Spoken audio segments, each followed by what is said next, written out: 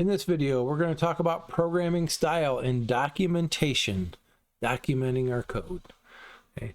We're going to pay attention to what are appropriate comments, what should we have in our program, our naming conventions, how should we name things, and that is by convention. So the difference between a convention and a syntax rule is that a convention is just how everybody does it. The fact that we name our classes with capital letters is a convention.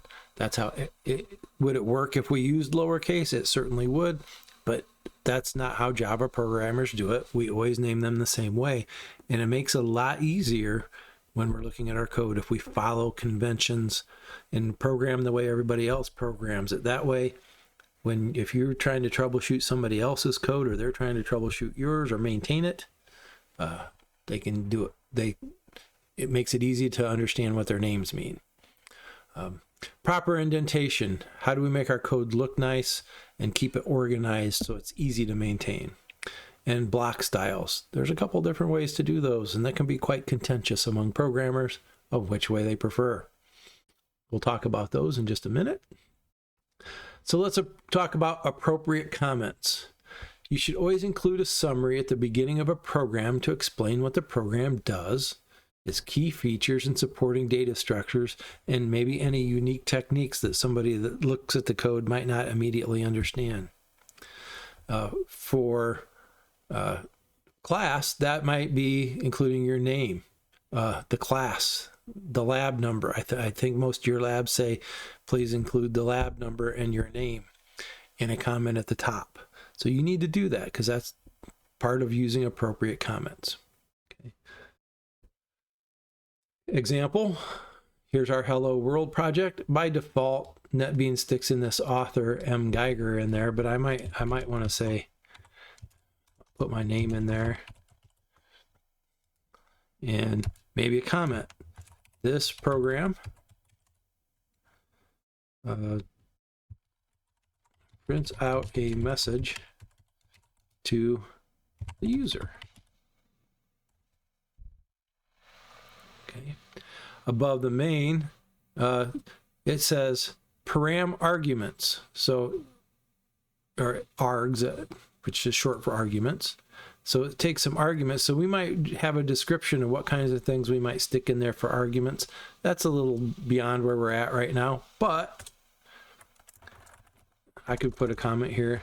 This is the main method and entry point to the program. Okay. So these are block comments. They start with a slash. Star is the standard way to do it. You can use a single star in the first line or a double star. For Java documentation to work automatically by default, you want the double star there. And you want to end the block with a slash star, and every line in between just starts with a star. So this makes a big comment block, as opposed to a single comment that just uses a couple slashes. It only works for a row. And we could put something like print hello world. I guess it's welcome to Java right now, but too late. That's what I typed. Or just say print message. There's a little comment about what this line does. Now, do you need to put a comment for a simple statement like this that just prints something out? Probably not. I'm just showing you how to do it. So we can do at the end of a line like this, or we can do a comment that comes right before the line. Okay. So generally, if you put it on the same line, it's obvious that it goes with that line. But what you don't really want to do is put a single line comment after the line you're discussing. Usually the single line comment comes before that line.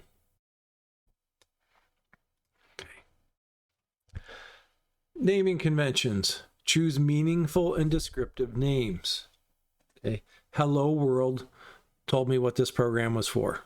Okay. Using Hello World for the name of my class and for the name of my project. I knew what it was for. For class names, you capitalize the first word of each the first letter of each word in the name. So, for example, if it was compute expression, we capitalize the C right here and also the capital on the word expression. No spaces between names like that. It doesn't work that way. Proper indentation. Indentation, it says indentation 2 spaces. Now, let's go over here to NetBeans.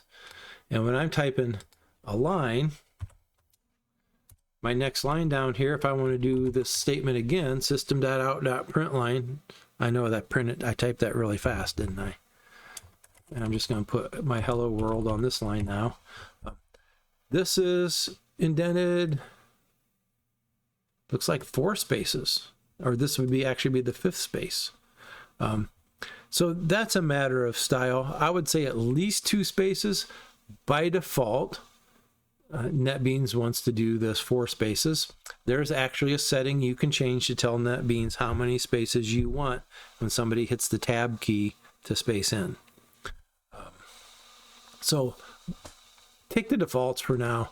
2 spaces a little harder for a new programmer. It's harder to see the indents and harder to keep straight.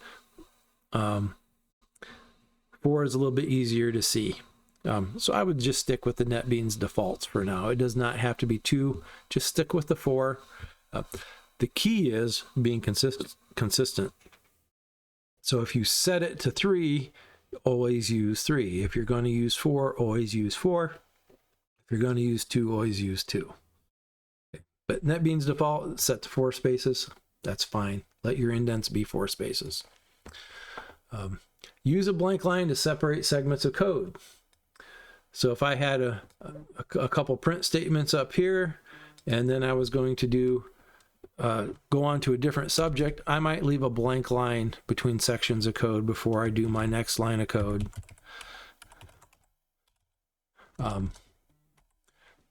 Just a little visual indicator that, hey, whatever I was doing up here, my greeting, maybe I'm going to be printing out some information about a math problem or something down here. Who knows? But a single line between sections that do different things is appropriate. Okay. Block styles. Okay, this is the one that I said can get contentious. So a class has to start public class and the name of the class test. Okay. Then it has an opening curly brace and a closing curly brace. Now let's look at the different styles. Different editors do it different ways. NetBeans by default does the way down here. So it has the opening curly brace on the same line as public class test. And the closing curly brace is directly under the P. Okay. But in the next line, so that's called the end of line style. The other one up here is next line style, where instead of putting the opening curly brace on the same line as public class test, they put it underneath. So the P is directly lined up over the opening and closing curly brace. Programmers go back and forth. Which way is better? Which way is better? I prefer this way, I prefer that way, and that's exactly what it is a preference. I would say, in my opinion, and this is only my opinion, for new programmers, the next line style makes it a lot easier to see that you have matching opening and closing curly braces. Okay. Same thing with my main method. Rather than put the opening curly brace here on the right side, they put it right under the P in public, and it lines up with the closing curly brace. And I can easily see that I have both of my opening and closing curly braces. Okay. Is that how I write my programs? No, not anymore, but I've been doing this a while. But for new programmers, I think that's a great way to do it because it's easy to visualize your blocks.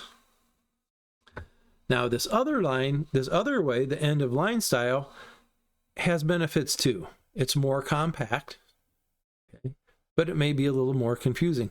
We do have the benefit if you highlight one curly brace, it'll highlight its partner. So the editors help us with that a little bit.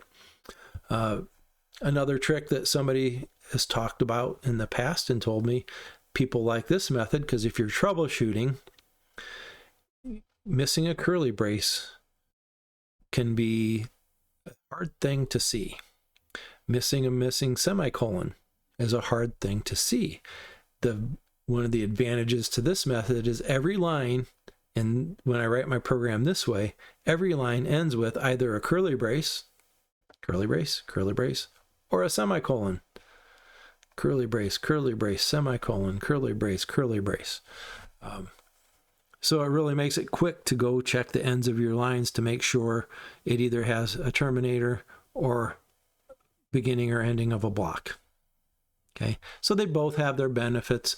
If you really want to get an argument started on the internet, go to a programming forum and just say that one of them's better than the other one. And somebody on the internet, as normal, will be happy to argue with you. All right, that's the end of this video. In the next video, we're going to talk about the errors that we can encounter when we're programming.